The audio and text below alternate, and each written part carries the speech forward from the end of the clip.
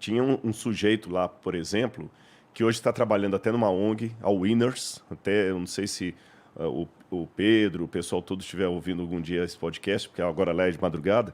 Eu fiquei assim, extasiado com o trabalho da Winners. Tanto é que eu fiz uma live direto do campo de refugiados, chamando o pessoal para ser padrinhos de crianças lá, porque com R$ 200 por mês você consegue colocar uma criança na escola lá, com aula de inglês e tudo mais. E tinha um rapaz lá que, o Raider, ele é cego e atravessou com a família para cá. Tinha uma senhora que falou com a gente assim, lá na Síria eu tinha 3 casas de aluguel. O meu filho nunca morou numa casa de alvenaria, porque eles estavam todos em barracas.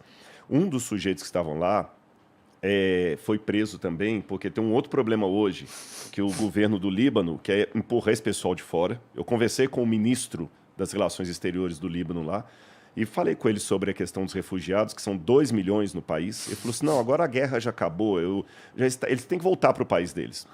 Realmente, eu entendo o lado dos libaneses, mas não é tão simples voltar, porque muitos estão ameaçados de morte pelo governo. E um desses, esse caso aí do sujeito, ele tem uma raiva do Bashar al-Assad terrível, porque ele estava fazendo faculdade de Direito, quando ele saiu na rua, igual aconteceu com você, local, a diferença é que ele não era um estrangeiro. Também foi parado no blitz da polícia, falaram assim, onde você está indo? Eu estou indo para a faculdade. Por que você não está lutando na guerra para defender o seu país? Eu falei, não, porque eu não quis me alistar, eu quero terminar a faculdade, eu estou quase me formando. Não, então você não está lutando, é porque você é um espião. Ué? E começaram a pegar o sujeito e obrigaram a se alistar. Dedução E como ele não absurda. quis, bateram nele, quebraram todos os dentes da boca dele. Todos os dentes dele. E além de terem quebrado todos os dentes da boca dele, quebraram os 2 polegares dele, foi torturado, e como era na época do Ramadã que ele foi preso, ele ganhava por dia uma azeitona para comer, sem dentes. O que tem a ver o Ramadã com isso? O Ramadã é porque o Ramadã é o mês do jejum muçulmano, é o mês do jejum. E eu vou falar uma coisa até que é um paradoxo, sendo eu um religioso. A religião ela tem muito espaço para o bem, mas a religião é igual um carro com potência. Na mão de um louco, faz muita. Entendeu? O mesmo carro que com potência te leva longe, ele pode destruir uma vida. Muita coisa na nossa vida é meio que isso. Muita coisa. Dá pra gente fazer besteira com um monte de coisa legal. Muita coisa. Né? É que a religião ela tem uma coisa que assim, você não espera isso. Você espera que tá falando de Deus, do amor, da paz. Então, assim, eles fazem essas arbitrariedades, mas no mês do Ramadã jejuam, que é o mês sagrado do muçulmano, quando ele jejua, fica o dia inteiro sem comer, só come à noite. E esse sujeito conseguiu fugir, está hoje trabalhando ali no Líbano, nessa ONG. Teve um colega dele que fugiu também, numa situação diferente. Esse colega estava no exército e ele tinha ordens para atirar em todo mundo que tentasse atravessar a fronteira. Quando foi um dia, ele ficou louco, jogou a metralhadora para cima e saiu correndo, conseguiu passar. Então tem essas histórias. Mas, paralelo a essas histórias, tem histórias de superação muito bonitas. Eu fiquei assim muito surpreso, que eu esperava que no campo de refugiados eu ia ver um monte de miséria, de mosquito. As tendas eram barracas, todas barracas. Mas uma limpeza, que o que eu vou dizer que não é um exagero. Eu conseguiria comer sentado no chão daquela tenda ali. As meninas bem vestidas, os rapazes.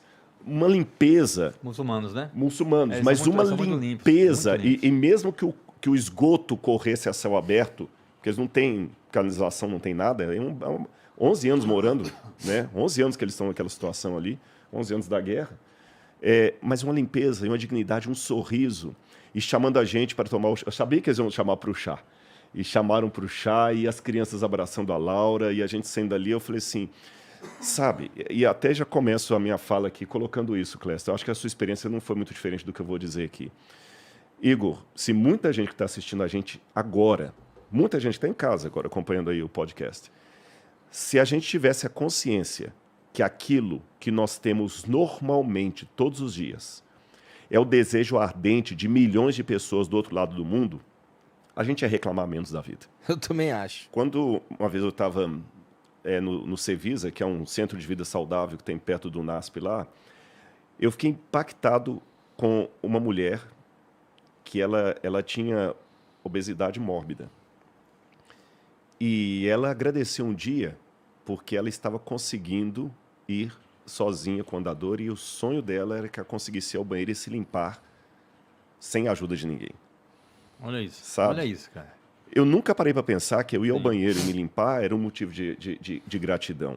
Então eu tenho que ter, acho que são duas filosofias de vida que nós devemos ter. Em primeiro lugar, não é questão exagerada de Poliana moça, o jogo do contente, mas tem uma verdade naquilo ali. Você está reclamando que está uma pilha de roupa para lavar na máquina, isso significa que você tem roupa.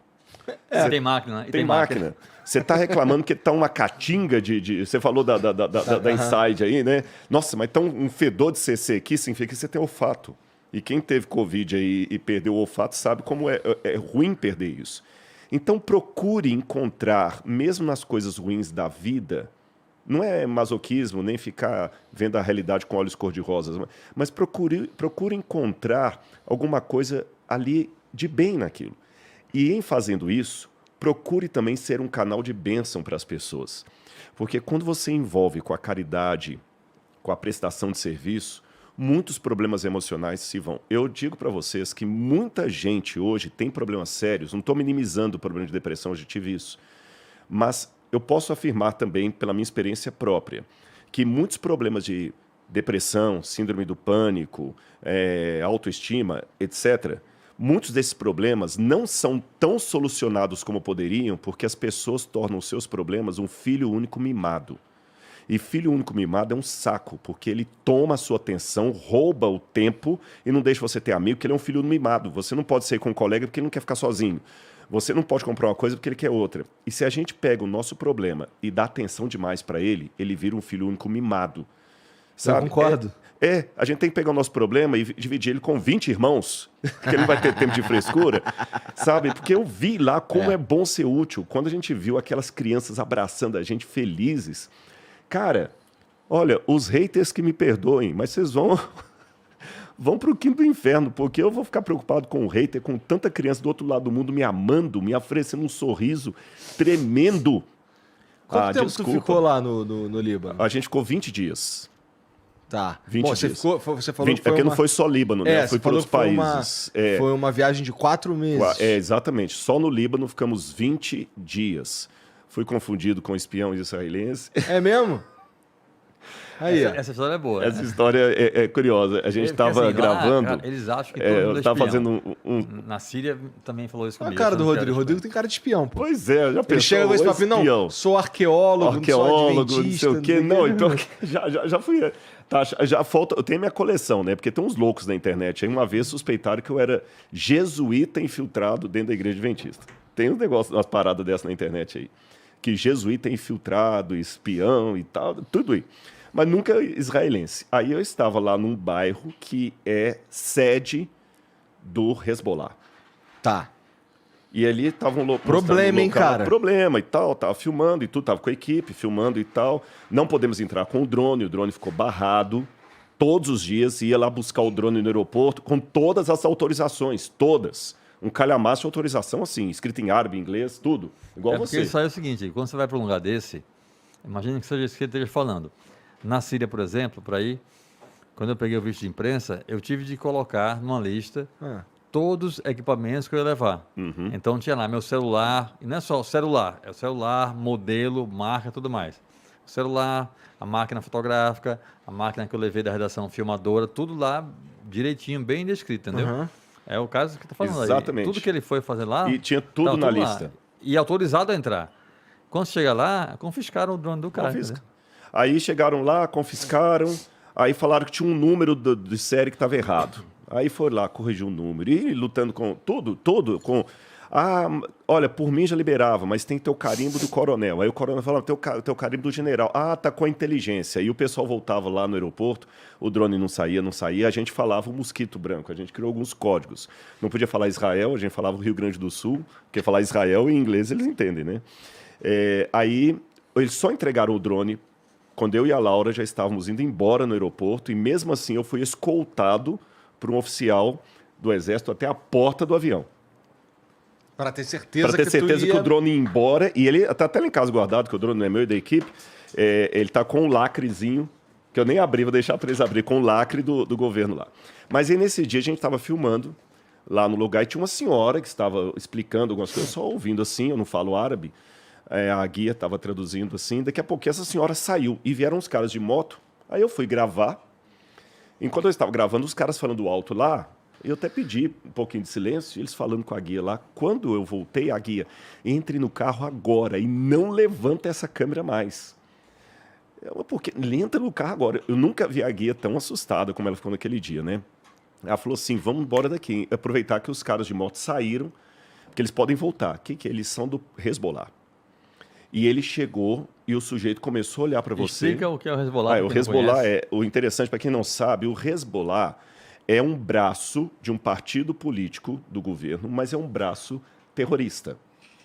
Tá certo? Só que é o único, é como se as Farc, para dar uma comparação, porque o interessante é isso, o Hezbollah é o único exército paramilitar que é reconhecido pela ONU.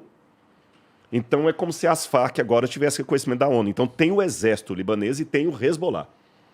E eles conseguem ter uma propaganda sobre o povo, porque eles falam que eles que impedem Israel de invadir o Líbano. Tudo tem ponto de vista, né? Pois é. Para Israel, o Hezbollah é um grupo terrorista. Para a Palestina, não. Eles são os Para a protetores. Palestina, o Hezbollah é um grupo de guerrilha, com força bélica, né? De exército, que defende o povo. Então, é por isso que a ONU reconhece o Hezbollah como um grupo militar de um país, de um estado, entendeu? Uhum. Então, mesmo tendo o exército. Sim. Mesmo tendo o exército. Tem o exército, como fosse, a gente tem o exército, tem as polícias militares dos estados. É como fosse algo assim, entendeu? Tem as milícias também, pô. Mas não tem reconhecimento da ONU.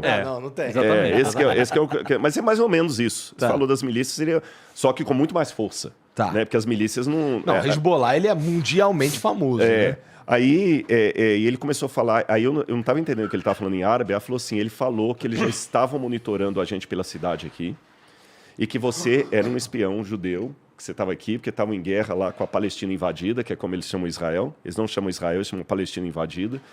E aí eu falei, a guia falou, não, ele é brasileiro mesmo. Não, ele não é brasileiro, não. Você tem certeza que ele está falando português? Ela falou, sim, ele está falando português sem sotaque.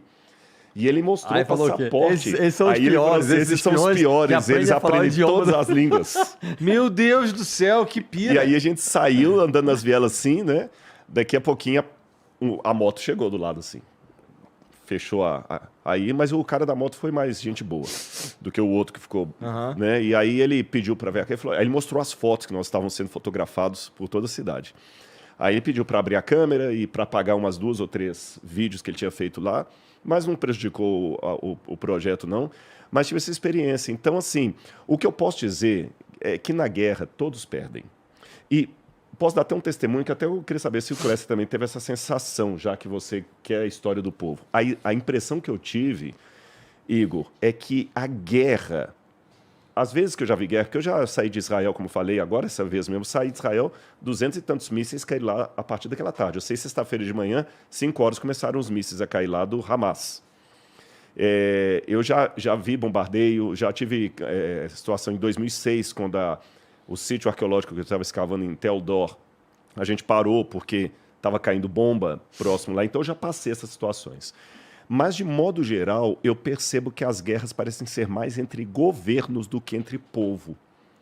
O povo em si, às vezes, não tem aquela ojeriza do outro, a não ser naqueles bolsões onde a criança já é, desde pequena, ensinada a odiar.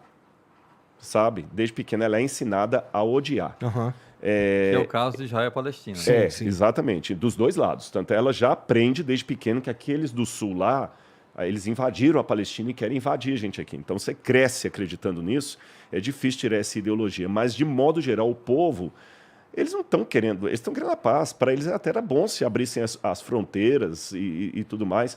É o que eu percebi. Aí, você que tá assistindo esse vídeo aqui no Talk Flow, dá pra você virar membro, cara, do Flow agora. É um botãozinho do lado do botão de se inscrever. A gente faz um programa semanal só pros membros. Olha. Então fique esperto aí. Se quiser virar membro, tá bem aqui do lado, é mão merreca, custa menos de R$8, irmão.